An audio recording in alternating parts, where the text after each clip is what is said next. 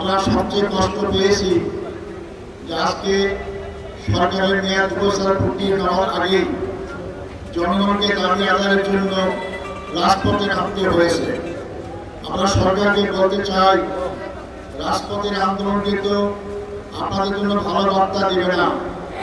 যে গণভোট আমরা সবাই অংশগ্রহণ করেছি, প্রায় 70% লোক গণভোটের পক্ষে রায় দিয়েছে।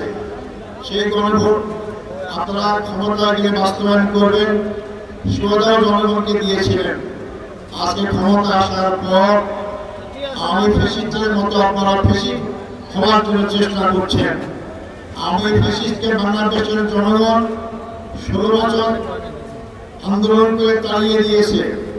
আপনারা আজকে জাতীয়তাবাদী ফ্যাসিস্ট সরকার আপনাদের মনে করেন জনগণকে আন্দোলন দমাবেন, আপনাদের পেটুয়া বাহিনী দিয়ে তারা আবার প্রকাশ সরকারে বাস করছেন।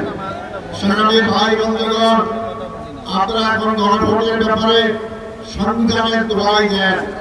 আজকে কোন সংবিধানের বলে আপনারা ক্ষমতায় আছেন? কোন সংবিধানের বলে আপনারা এমপি হয়েছেন, মন্ত্রী হয়েছেন? কোন সংবিধানের বলে আপনারা প্রধানমন্ত্রী হয়েছেন? একটা আইন মানবেন আর একটা আইন মানবেন না।